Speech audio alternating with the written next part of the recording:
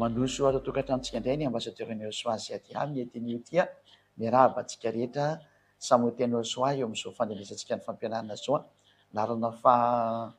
roa amby roapolo ny fampianarantsika izay mitondra ny lohateny hoe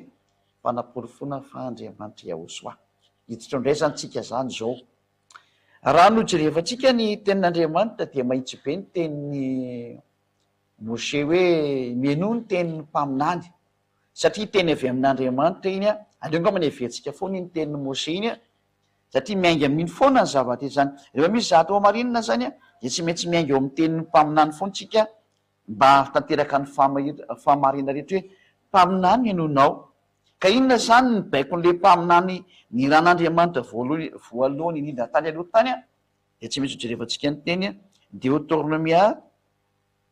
toko 8:20 dia 9:10 ka hatramin'ny 9:10. Tsy maintsy hojerevantsika aloha zany lalàna mikasika an'ilay teo hoe mpaminany satria raha hijery santsika fa Andriamanitra zany zanak'Andriamanitra zany dia tsy maintsy ny tenin'ny mpaminany foana tsy maintsy mibaiko an'io. Hoe voaporofo araka ny mpaminany ve le sary sa tsy voaporofo araka ny mpaminany. Ndao jerevantsika tsara izy. Deutéronomia 18:15. Isan'ny hoe overimberina foana Deutéronomia 18:15 ka io ny fototry ny zavatra rehetra. Rehefa hiaraka amin'ny Andriamanitra ny jiosy ianao dia tsy maintsy io Deutéronomia 18:15 io foana no mifototra ny zavatra rehetra zany. Mpaminany avy eo aminao dia avy amin'ny rahalahinao tahaka ay no atsangany avy Andriamanitra ho anao ka izy no henonareo. Zany hoe ory zanak'Israely eo mihenonareo any teny mpaminany io ho an'izay mino ny mpaminany zany dia tsy maintsy mihaino ny tenin'ny mpaminany. Mabaiko n'Andriamanitra ilay izy fa tsy misy hoe le mpaminany inonao fa ny teniny tsy inonao dia zavatra tsy mifanaraka mihitsy zany. Dia vaketsika eo amin'ny 9:20. Mpaminany no atsangako azy avy amin'ny rahalahiny. Ity mpaminany ity zany dia tsy idina foana fa Israelianina satria avy eo amin'ny rahalahiny eo. Io le nazavaiko foana satria hitondra azy hamakivaky ny tany hevitra mandra-patongany any amin'ny tany Kanana na Israel amin'izao tsika miteny zao. Zay. Ka ataoko ao am-bavany ny teniko. Any ny teniko ho Andriamanitra dia ataoko ao am-bavany ka olazainy aminy izay rehetra andidiko azy. Zany hoe le tenin'ny mpaminany zany dia didy io. Tsy indrina mafy mihitsy zay tsy maintsy henona le teny ary didy moa izay tenin'ny mpaminany zay araka ny voalazan'ny soratra masina eto mihitsy dia hoe didy io teny io. Zany hoe tsy azonao atao mihitsy zany hoe mialaala amin'io teny io fa raha vao mpaminany izy zany dia didy. Ka tika moa zany teo amin'ny fampianarana teo aloha dia nahita mihitsy fa Joshua izay mpaminany ka raha vao miteny zany Joshua dia didy koa iny ny dikan'izay satria nanaiky azy zany daholo ny Israeliana rehetrarehetra ny vahoaka Israeliana dia nanaiky azy zany dia mazava zany fa rehefa hita teo amin'ny asa moa izy da teo amin'ny asa sy ny herina sehony teo amin'ny teny izay navoakany dia trandeha fantatra izy fa mpaminany satria nitondra soa ny zanak'Israely. Ary zany natonga zanak'Israely tena faly be taminazy. Saingy moa nisy ny ratsy saina dia ritsy jiosy rehetra ilay mpitondra fivavahana jiosy ny ratsy saina taminy noho ny amin'ny tsy fitiavana satria nitondra zavatra tsara i Joshua dia noho ny amin'ny fialohana dia nokendrena ho vonoana izy hoe anao vonoana any. Zay le zavatra izay nataon'ireo Israeliana mpitondra fivavahana. Ary manak'androany ireo mpitondra fivavahana Israeliana ireo tsy tian'i Joshua nefa raha ny soa vitan'i Joshua teo aminazy hitady hatsarana raha ho tadiavinao raha ny tapo tanety fa maika hoe misy zavatra tonga aminao fa zany le atao hoe fianonana fotsiny zao. Zay ka etsika zany dia mahita mihitsy ny hoe ilay mpaminany zany dia ataon'Andriamanitra ombavany ny tenin'Andriamanitra ary olazainy aminy izay rehetra andidiko azy. Zany hoe didy zany io mandeha io zany dia noho amin'izay hoe ary raha ohatra ka tsy hanona iny didina voakan'iny mpaminany dia ahoana hoe tsy arana zany le tenin'le mpaminany dia zao. Ary zay rehetra tsy mihaino ny teniko izay olazainy amin'ny anarako satria iahavany maniraka anazy dia zaho no hitsara azy. Tandeha ho tsaraiko nareo izy Andriamanitra io. Ozy ilay Elohen'i Israely zany. Iahavano anarany. Ka ny teny Mose zany dia nanindry mafy mihitsy fa tena rehefa tsinonareo impaminany de ho ataoko fainareo zy io andriamanitra io tsy azo atao mihitsy zany mitsipaka ny tenin'ny mpaminany israelianina mahitsy be zay tsy azo atao de mety iteny ary ianao nefa tsy israelianina nefa anao mba mitondra an'le teny de hitantsika ndray ny tantarany ambassadeur-ny Eosaziady hoe ahoana moa nefa ny ambassadeur-ny Eosaziady mitondra an'le teny kotsany de hoenotsika eo ny toy fa misy fampianarana koa mbola renetsika eo rinan'izay ho iza marina zao ziady mitondra ny tenin'Andriamanitra aminao mitady ny hevitra rehetra andresena lahatra anao mba ny antony ho tonga any amin'ny lanitry ny lanitra ianao zay nge ny antony andresena lahatra anao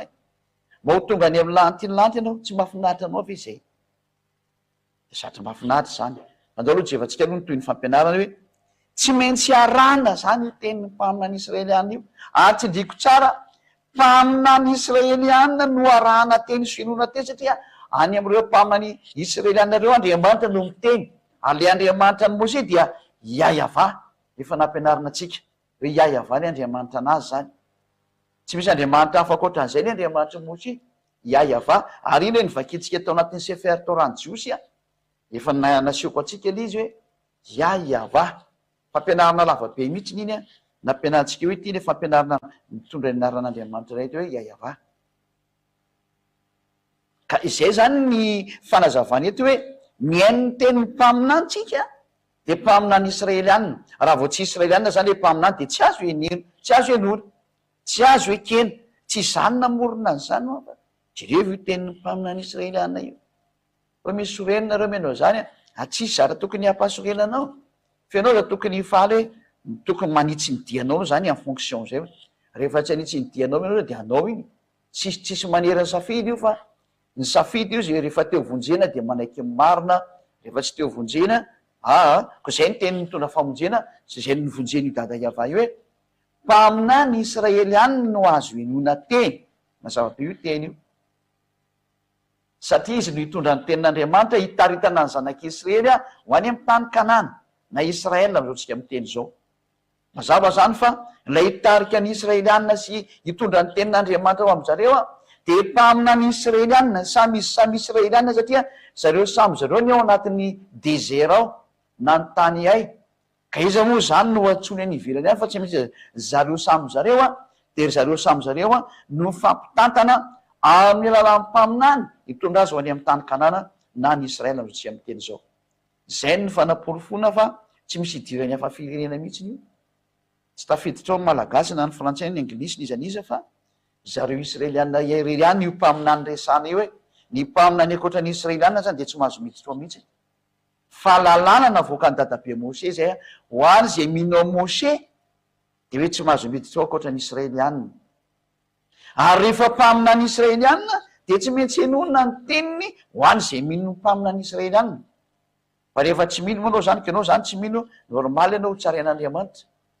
ka hitodika am'izay tsika zany satria enona ny tenin'ny mpaminany israelianina ahoana zany ny tenin'ny Eosao satria itsika nahita tao amin'ny fampianarana larana farika amby roapolo fa tena mpaminany izy ny vahoaka nanamarina fa mpaminany izy de andao raha jerevana ny tenin'ny Eosao hoe laza ve Eosao fa tena Andriamanitra izy tena misy an'izany ve eo de tena misy an'izany io satria ny atao hoe zanak'Andriamanitra de Andriamanitra dolovakitsika zay teny zay hoe araka ny voalazany bokyny Salamo zany rehefa miteny ny tenin'Andriamanitra hoe zanak'Andriamanitra de Andriamanitra ny dikan'izay zay aloha zany no apetrakitsika hoe ny tenin'Andriamanitra de nametraka didy mihitsy ny talo amin'ny Salamo hoe zay rehetra atao hoe zanak'Andriamanitra de Andriamanitra izy tsy azonao lavina zany satria teny mpitondra teny eo amin'ny bokyny Salamo any zany ao mpitondra teny Israela Salamo vakitsika Salamo 82:6 Salamo 82:6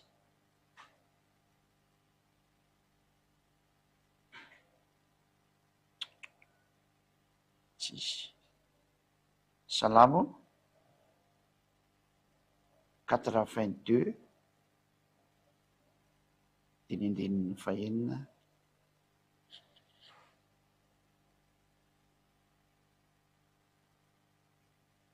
hoy izao ny andininy fahenina zany hoy zao Andriamanitra ianareo ary zanaky ny avo indrindra ianareo rehetra. Mazava dia mazava mihitsy le tenin'Andriamanitra hoe Andriamanitra ianareo ary zanaky ny avo indrindra ianareo rehetra, zany hoe zanak'Andriamanitra zany. Ka eto zany ny lalàna dia miteny mihitsy araka amin'ny bokin'ny Salamo hoe rehefa zanaky ny avo indrindra zany a dia Andriamanitra zay. Andriamanitra zay ny soratra masina. Ka andao jerevantsika raha ohatra ka tena niteny io zanak'Andriamanitra io hoe zao dia zanaky ny avo indrindra, zany hoe zanak'Andriamanitra izy zany dikan'izay, zanaky Ayava zany. Ndao jerevantsika raha niteny an'izay izy, raha niteny an'izay izy a dia Andriamanitra izy, tena Andriamanitra mihitsy izy. Fa raha tsy niteny an'izay izy a, io zanak'Andriamanitra mpaminany lehibe io Yahosoa io, raha tsy niteny an'izay izy a dia tsy Andriamanitra izy. Fa raha vao niteny kotsiny izy hoe zanak'Andriamanitra aho dia Andriamanitra izy ny dikan'izay. Andao jerevantsika izy satria mazava io lalàna hitantsika hoe hoy zao Andriamanitra nareo ary zanaky ny avo indrindra ianareo rehetrarehetra, zany hoe ny zanaky ny avo indrindra zany a ny zanaka ny Ayava dia Andriamanitra izy ny dikan'izay. Asa tena mahafinaritra be mihitsy zany,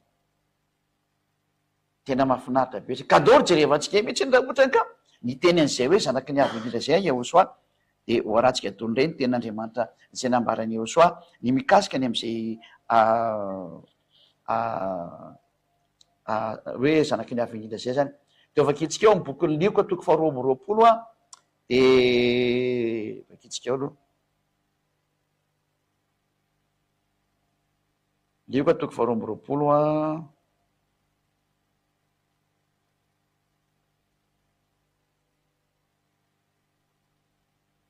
Andininy fa atrevatsika kely.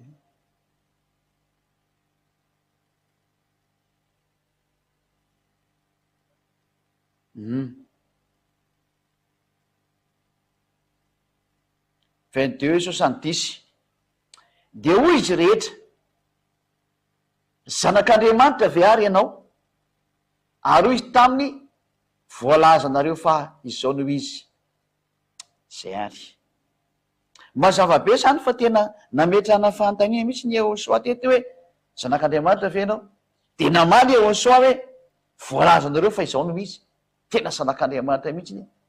Ka raha vao niteny izany hoe zanak'Andriamanitra izy a, dia iny izy ny dikan'izay satria mampaminany anazy a, dia iny izy marina ny teniny mampaminany anazy a, dia iny izy zany dikan'izay. Araka lalana teo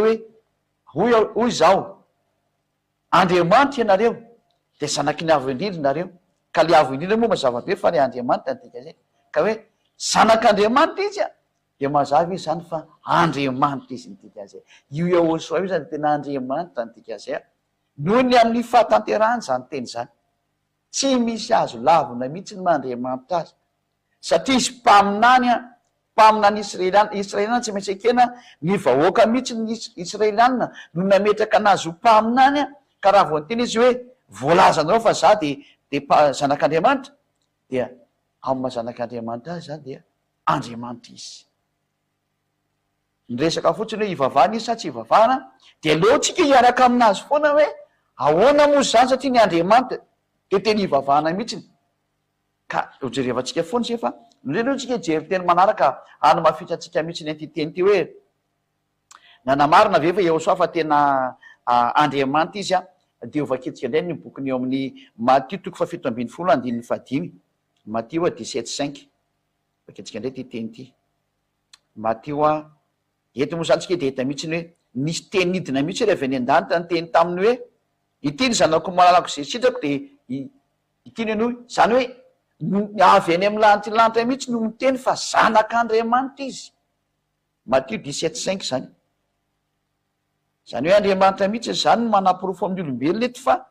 Andriamanitra izy fomba mieritreretra amin'izay ianao. Inga vakitsika ny teny vadika lerety. Matthieu diso le voajery teto Matthieu 17 zay vao 5. Voilà. Matthieu 17:5. Ty am'izay rehefa naporofona fa tena hoe voalazatra any amin'ny lanitra izy fa tena zanak'Andriamanitra izy zany. Matthieu 17:5. Ary raha mbola niteny izy dia indro nisy rahona mazava nanarona azy nanarina azy ireo. Ary in'izao nisy feo fitany amin'ny raona nanao hoe iteno zanako malalako zay sitrako a izy no enoy. Ity zany tsy mba lay mpaminany tsony no ny teny fa avy eny am'lay mpaniraka azy mihitsy ny le ny teny satria hoe ataoko ambavany ny teniko. Keto zany a tsy mba atao ambavany tsony le ny teny fa tena feo avy eny amin'ny lanitylanta mihitsy nolidina teo hoe ty ny zanako malako zay sitrako. Zany hoe confirme avy eny amin'ny lanitylanta zay niviny mihitsy ny fa zanak'Andriamanitra ty tonga eto ty. Zanak'Andriamanitra io. Ary nilaza mihitsy mbola mafiso kely a le zanak'Andriamanitra mihitsy no milaza fa izy ary ange veny an-danitra mihitsy ny ary tena any mihitsy izy no mipetraka fa tsy avy ety an-tany zany izy a. Donc efa kitsika izy teny zay Jauna 3:13. Eo ihany tsika moa zany tsy ala lavitra fa mijerevantsika zay teny zay a hoe izy mihitsy no laza fa izy angeka tena avy eny amin'io lanitylanta io e. Fa tsy kony hoe zatra mandeha ho azy fotsiny izy nasala am'zany fa tena avy any amin'ny lanitylanta mihitsy izy zany. Efa tsika amin'y 12:12. Jauna 3:12 dia hatao amin'ny 13. Raha ny zavatra ety an-tany aza no nolazaiko taminareo ka tsy inonareo, ahoana moa ny inonareo raha milaza aminareo ny zavatra any an-danitra ao? Ka amin'ny izy avy any amin'ny lanitylanta anazy ka raha iteny eo amin'ny lanitylanta izy a ho sahirana ange izy nareo iano anazy. Tsy hoenareo ny any de ozy am'zay ary izy ny teny hoe kaneho izy tsy misy niakatra ho any an-danitra afa-tsy le nidina tany an-danitra de ny zanak'olona zay any an-danitra. Ny zanak'olona de any an-danitra sarotra be mandraina io fa zay ady amy manazavany io tsara fa mbola tsy androany. Ho azaveko aminareo mihitsy hoe inona mahatonga anazy ny teny an'ireny hoe izy ety an-tany hoe izy milaza fa ny zanak'olona zay any an-danitra efa izy ety an-tany amin'io fa zany no mpanafanapolifolo fa tena avy any amin'ny lanitylanta mihitsy ny Jehoshua io fa tsy mpaminany taka ny olombelona tsotra ety an-tany. Ary rehefa nyten'io izy a teny ny mpaminany io a tsy azony lavina. Rehefa nyteny izy fa za de any amin'ny lanitylanta nefa izy amin'io eto an-tany no mipetraka de mariny zany sara zany. Ary manamafy an'zany mihitsy izy zay ady azy zandriny Jehoshua. Zao mitory anao zao fampianarana zao. Toy zany hoe mba zavoarany dikan'io teny io tena mora kely. Tsy sarotra mihitsy io ary tsotra de tsotra saingy ho an'le tsy mino moa de tsisy zavatra ho hainy mihitsy. Fa ho an'le mino ny hatsarany Jehoshua kosiny a de ho hainy tsara mihitsy. Ny profsa eto de hoe ny zanak'olona sy lay ny teny hoe za de tena zanak'Andriamanitra. Izy avy any amin'ny lanitylanta mihitsy nge no miteny an'io e. Hoe zanak'Andriamanitra mihitsy ny a. Ary ny dikan'izay de Andriamanitra izy. Tsy izy ety an-tany no mikonfirme an'io fa le dadany any amin'ny lanitylanta mihitsy no mikonfirme tena zanako io. Ianao hoe de mbola maly an'izany. Efa mpaminany lehibe io e.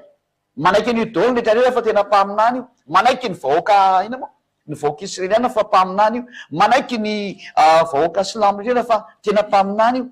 Olombelona karazany be dehibe nge zany e. Ahoana moa ny tsy valana azy. Ary raha vao tenin'ny mpaminany izy ny tenin'ny Moshe a, ny tenin'ny Moshe tsy maintsy mibaiko nydrehetra ho azy minao Moseko. De mibaiko Moshe hoe tsy maintsy ekena ny tenin'ny mpaminany tsy maintsy ino satria baiko ny dada Iava zay. Ka raha vao niteny Jehoshua zanak'Andriamanitra de Andriamanitra izy a de tsy azo lavina. Ary raha satria izy mpaminany. Ary raha vao niteny koa Jehoshua, raha vao niteny koa Jehoshua azafady hoe Andriamanitra izy a de Andriamanitra izy ny dikan'izay tsy azo lavina. Ary raha vao niteny Jehoshua hoe za zay any an-danitra de any an-danitra izy amin'io fotoana io zany tsy azonao lavina kosa. Zany no hoe avy any amin'ny lanitylanta anazy a ka tsy araka an'io le ety an-tany mihitsy le zatra tenenina. Nefa de marina be io teny io ary haiko tsara ny dikan'izany teny zany. Toy hoe minona tsy azavaina aleo mihitsy aloha rehefa tonga ny fanazavana zay teo hoe ambassadeur Jehoshua zay ady ao iza zany a de zay vao miverina manazava an'io. Azao aloha reto anao mien'olo anao le fanazavana fotsiny hoe Andriamanitra io Jehoshua fa zay mantsy ny tena anisan'ny laviny olona de tsindriko mafy aminao fa tsy azonao lavina mihitsy io. Adalan'izay mandahany zany. Satria venao mialina ny zavatra nataony de ho lavinao ve izy. Anange fa tsy fahendrena kosa any. Zay le izy zay. Zay mantsy anisany mijerevantsika fa inona ke ny antony tena tsy nitiavany Jiosy anazy. Fa raha zatra nataony Jehoshua mahafinaritra be hoe tokony ho lavina ve ny natao. Fa de fialonana fotsiny zao e, tsy vita le nataony de ny alina. de mody nasiana motifa hoe kainao zao hitatsika hoe tatsika hoe fa mbola fampianarana ray manokana moa zay dia mahatonga anazy tsy hovaliko androany dao ary toetsika ndray ara ny toy ny fampianarana manaraka hoe ovakitsika ndray ao amin'ny jauna toko fasivy jauna 9 de ny 35 hatrany amin'ny 38 no vakitsika zany jauna 9 35 hatramy 38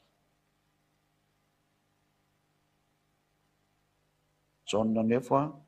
eto zany de ny olona no miteny hoe tena mba tsy mazava kosiny fa zanak'Andriamanitra ne zany 35 hatramy 38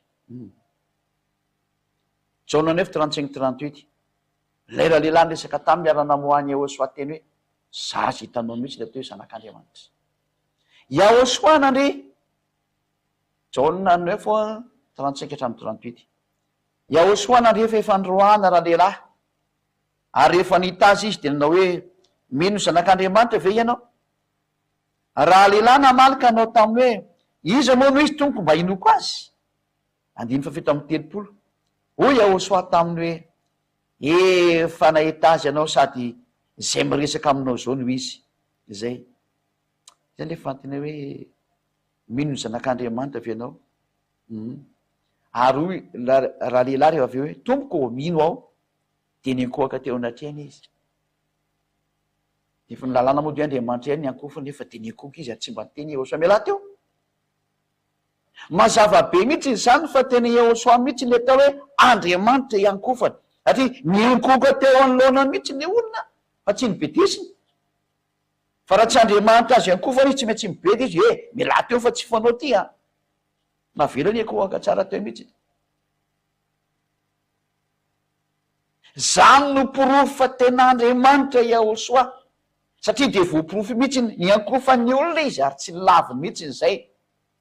fa raha mampitondra tenin'Andriamanitra anazy nahita zao fagakana be sy ny atsarany zao raha tsy Andriamanitra iankofany izy tsy maintsy nibedesiny io olo io miala teo ianao fa navelany tsara mihitsy nyankohaka teo izy ary zany ny fanamporofona Andriamanitra anazy ary izy moa de mazava be le teniny ato hoe mino ny zanak'Andriamanitra ve ianao io mino ny zanak'Andriamanitra ve ianao de raha lehilahy namaly hoe iza moa no izy tompoko mba inoko anazy de hoy Yahosoa taminy efa nahita azy ianao sady zay miresaka aminao zao no izy zay eto zany Yahosoa mihitsy no confirme fa tena zanak'Andriamanitra izy ary raha zanak'Andriamanitra izy mazava be fa Andriamanitra izy ny dikan'izay Andriamanitra mihitsy izy ary iankofana ojerevantsika am'izay mihitsy ny hoe iankofana satria tsy maintsy mijery satria izy milaza fa avy any an-danitra ary tany an-danitra naky etya de ojerevantsika mihitsy ny zavatra nisy tany an-danitra zany amy lanitra tiotsika resany io inona ny zavatra nisy tany zao tsika aloha mbola jery mbola fanazavana ray ihany hanamafitsatsika an'izay sary rehetrarehetra zay mihitsy ny hoe maninona moa hoe tena tsy azo lavina nge ny teny io zanak'Andriamanitra io misy teny kely jerevantsika eo amy Matthieu 3:17 aloha mbola nisan'ny sary kely manamarina azy kely atsika aloha ina moa voalaza ato am'ty Matthieu 3:17 tokoa raky izy jerevantsika kely ny fanazavana ny teny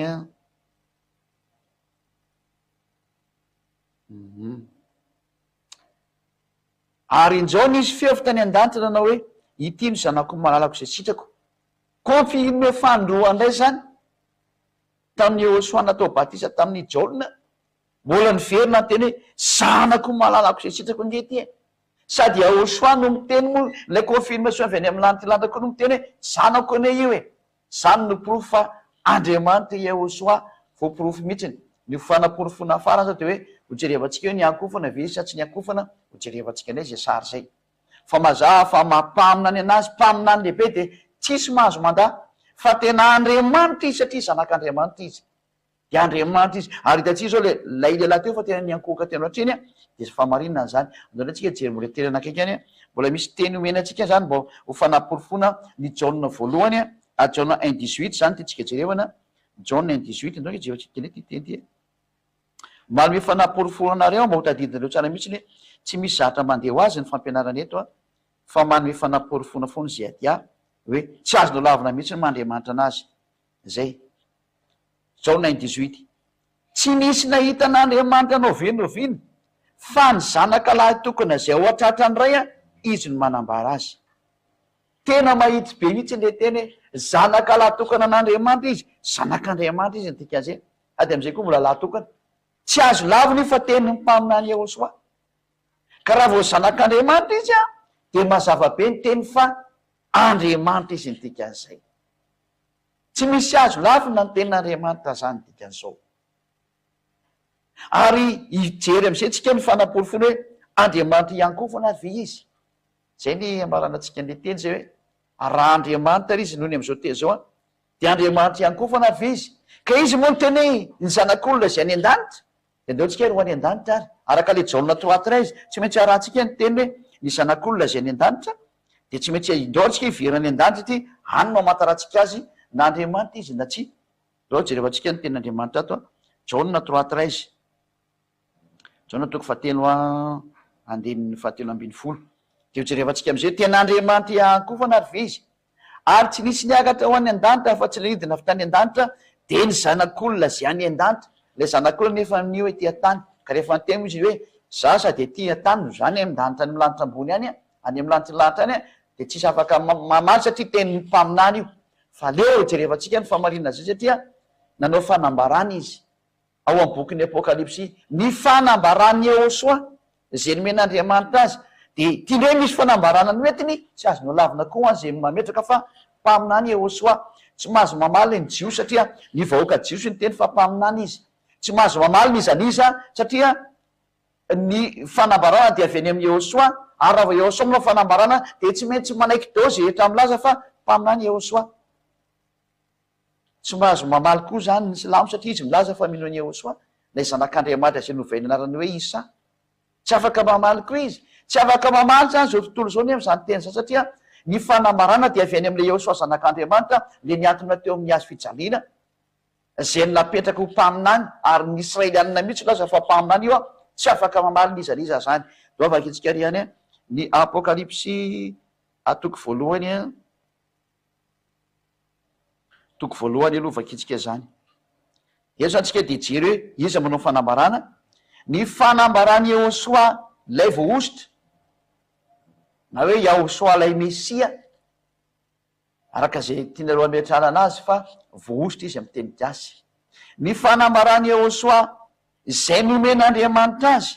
mba asehony amin'ny Jaona mpanompony zay zavatra tsy maintsy ho tonga faingana. Zany hoe Andriamanitra zany tia ilay Jehosoa hitatsika fa Andriamanitra izy satria zanak'Andriamanitra izy dia tsy azo lavina zany ty fanambarana ataony ity.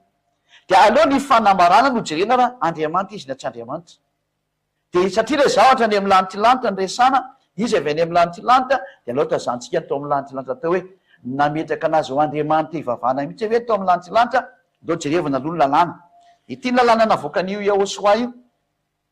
satria namoaka lalàna izy amampahamany anazy dia misy lalàna navoakany ary zay lalàna zay moa no arana ato amin'ity fanjakana masina ty lalàna ny Jehosoa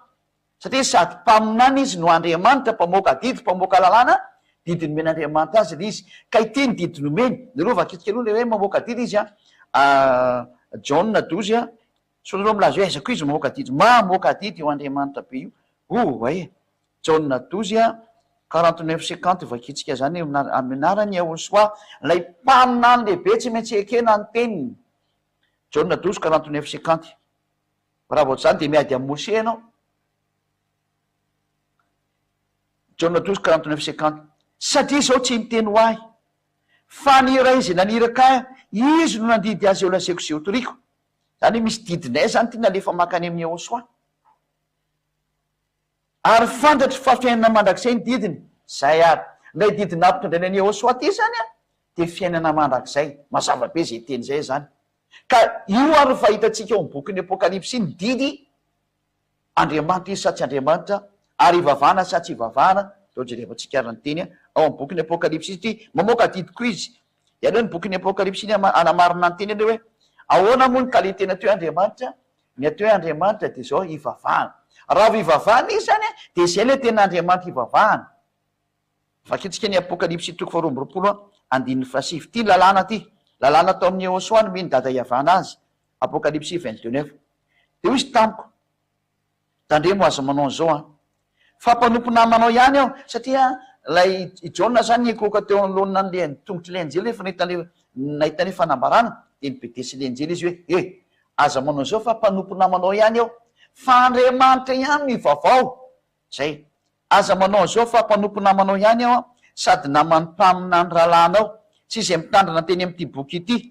Andriamanitra ihany mivavao ataotsika ngeda be mihitsy zany hoe raha mivavaka ianao zany de le Andriamanitra ihany no azo ivavahana zany hoe raha vao tsy Andriamanitra zany de tsy azo ivavahana fa ny Andriamanitra ivavahana zany de mazava be mihitsy zany hoe raha vao tena Andriamanitra iankofana zany de ianao mazo mikoaka de ndao jereva tsika raha Andriamanitra iankofana mihitsy sy ivavahana mihitsy ny Yehosoa de ndao re jerevantsika ny bokin'ny Apokalipsy toko 5 ary zay no entsika mamarana anazy Apokalipsy ilazana fa tena hoe tena Andriamanitra ivavahana fa izy ka zay manaiky fampaminany Yehosoa de tsy maintsy manaiky an'ity teny ty satria fanambarana avy any amin'ny Yehosoa ty ary sary tao amin'ny lanitra mihitsy le nomeny araka le teniny hoe ny zanak'olona zay any an-danitra de any amin'ny lanitra zany amizy zany ka areo jereva le zava-misy anazy zany le misy anazy zany de ny Apokalipsy toko 5 vakitsika minompo ny andininy 5 ngaman'izay ny ambon'ny andininy 5 ary hitako fa indro teo voany sy zafiandrianina sy zava-maneno efatra ary teo voan'olona de nisy zanak'ondry io le hoe indro ny zanak'ondr'Andriamanitra zay manetra ny fahotany zao tontolo zao izy ny olona ary amin'ny bokin'ny Jaona misy an'izay ary hitanay ny voninahiny sy ny maro samihafa nyteneny izy moa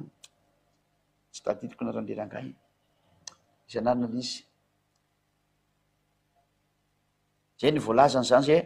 ka Yehosoa le zanak'ondrin'Andriamanitra voalaza eto zany izy io zanak'ondry io Yehosoa io zanak'ondry io sao de tsy hainao ka eo maha zanak'ondry anazy zay mihitsy ny ny lazantsika ny hatsarany sy ny famareny aminao hoe izy Yehosoa ty resana ty de nitsangana tahaka ny vovovony izy nanana tandroka 7 sy maso 7 de ny fanahy fiton'Andriamanitra ny rahana ka any amin'ny tany rehetrarehetra zay io zany voalohany io zany le Yehosoa ino zay io le hoe le teny tonga nofo ary le teny de nonona tamitsika zany le hoe ny teny tonga nofo zany izy de tonga izy ka nandray ny boky teo an-tanakavanana mipetraka teo ambony seza fiandrianana nalainy Yehosoa zany lay boky teny amin'ny tananakavanana mipetraka teo ambony seza fiandrianana de rehefa niraisiny Yehosoa lay boky satria izy le zanak'ondry le gano lo jevatsika kely zay hoe zanak'ondry zay le ohatsy karoatsika kely izy de misita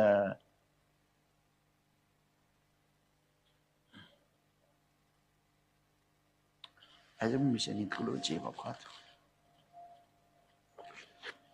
raha ho tadidiko kokoa le any misy an'izay leo ilaitsika mihitsy le mijery an'izay satria mametraka fanontaniana ilo aiza moa io zanak'ondry io iza marina io de aleo zany jerevantsika izy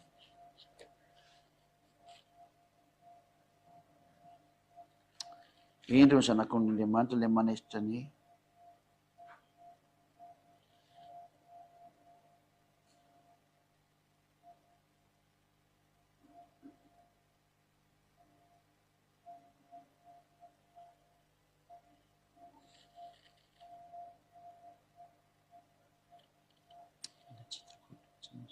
lo jerevantsika kely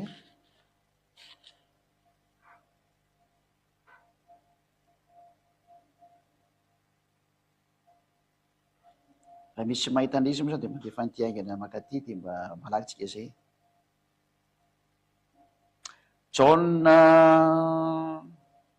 Jaona toko voalohany Jaona 1:29 zany ty le zanak'ondry ty Jaona 1:29 no ny ampitsy de nahitany Yehosoa avy nanatona azy Jaona zay Jaona l'izy zany ka de hoy izy indro ny zanak'ondrin'Andriamanitra i Jaona mio mpaminany samy mpaminany eto zany no miteny satria ny olona nanaiky fa Jaona de mpaminany de hoy izy indro ny zanak'ondrin'Andriamanitra zay manaisotra ny fahotany zao tontolo zao ka io zany le zanak'ondry zany Yehosoa ty resana ty hoe zanak'ondrin'Andriamanitra zay izay ka i Jaona moa Jaona mpanao batisa io ny olona mino fa i Jaona mpanao batisa de mpaminany ihany koa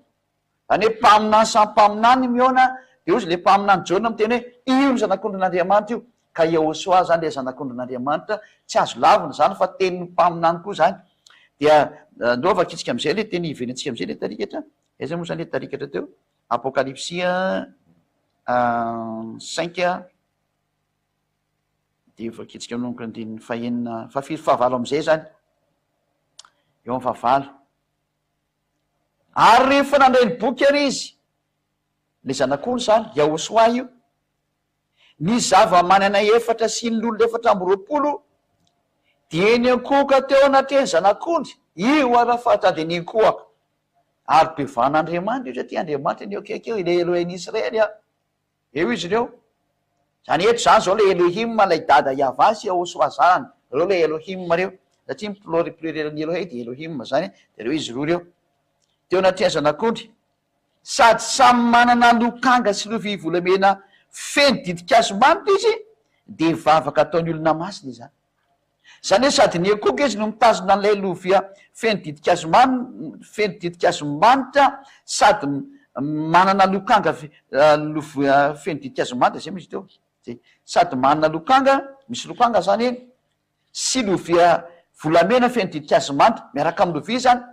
miaraka eny do zany le izy de rehefa zareo no manao ny fihetsika mitazona io ka miankoka de mivavaka izy nydikan'izay ka eto zany de tena le ten'Andriamanitra hoe Andriamanitra ihany ny vavao ka nivavaka ny lolo lefatra amby roapolo nivavaka ny zava-manana evatra tamin'ny Yahosoa Andriamanitra izy zany sa tsy Andriamanitra valy teny Andriamanitra izy ary ivavana sa tsy ivavana mazava-be ny teny vavaka ataony olona masina ny vavahana mihitsy ny Yahosoa tsy mba Andriamanitra tsotra fotsiny izy hoe Andriamanitra takafo teny fa Andriamanitra teny ivavahana izy sady ankofana ary diaina sy miamboninahitra taka ny dadany voninahitra nazy mianaka mandrakizay mazava am'izay fa taoriana zany fanazavana zany raha ninonao tsara dia roa miavaka tsara ny Andriamanitra ary mazava be dada Yahvah anankiray ary Yahosoa anankiray reo le Andriamanitra mpamonjy ary mitondra olo ho amin'ny fanafana amin'ny fahotana ary sy miaraka aminy tena tsy mahay manota intsony zay zao toriny ambasadorany Yahosoa ziady azao engane mba teny ho falibenao mainao zany teny zany engane ka teny ho ravoravo anao fa nahitan'le tena mpamonjy ianao ary io famonjena io misy eny tsy zakany jiosy ka namono ny jiosy anazy hitinao fampianarana manaraka amintsika fa de zay ny fiafaran'ty fampianarantsika androany ty mazava be am'izay fa ifaly be am'izay reo zay nino fampianarana fa tena Andriamanitra Yahosoa lay mpaminany no miteny an'izay lay mpaminany Yahosoa lay mpaminany lehibe mihitsy no fanambarana fa Andriamanitra izy ary tena tsy maintsy ankofana mihitsy izy ary zany ny atsarana atao aminazy ny Israelianina nafantatra fa tena mpaminany izy ny vahoaka Israel ary rehefa ny vahoaka Israely no miteny fa mpaminany izy de tsy azo lavina ny teniny zay mandany zany mpaminany zany de ho fahaizan'Andriamanitra normal ange ny fahaizan'Andriamanitra ny jiosy anisana nafahaizana azy koa zany ka izay ny teny ho atsika rehetra fa de miraso atsika rehetra samy teny Yahosoa ho tonga soa ty amin'ny lantilantana raha dia ny Yahosoa am'izay na rehetra rehetra voninahitra ho azy mianaka teo amin'ny dada Yahvah sy Yahosoa mirary soanao tonga ty amin'ny Yahosoa am'izay anatin'ny Yahosoa fa tsara loatra zao teny ninao zao ary ivavakatsika aza so la betsaka dada mala Yahvah nampafatarinao sy nampianarinao ny atsarana de ny atsarana any aminao tena niporofonao mihitsy ny hatrany amin'ny lalàna sy ny mpaminany rehetrarehetra any fa tena mpaminany zany Yahosoa zanakao zany ary na ny vahoaka jiosy aza ny aiky fa mpaminany izy fa ny fialonany mpitondra fivavahana mpitandrina didifolo ihany de efa raha tamina mono anazy tonga nefa ny fotoana tsy maintsy ampiarenina ny atsarana tsy maintsy ho aseho eniny zao tontolo zao ny fahamarinana tsy mety maty zany Andriamanitra Yahosoa zanakao zany fa na de ny vonona ry izy teo amin'ny azy fijaliana velona foana ny asany ary velona ny heriny velona ny anarany tsy azo vonona zany zay ny natongavany ziady ahy hamerina n'lay anarana ho miamboninahitra anaranao dada Yahvah sy Yahosoa voninahitra nareo mianaka mandrakizay taio ara zao teny zao hitondra sosy fahasoavana ho an'izay miaina ary de mamalivavaka manakariva hitany tsirairay avy ianao dada mala Yahvah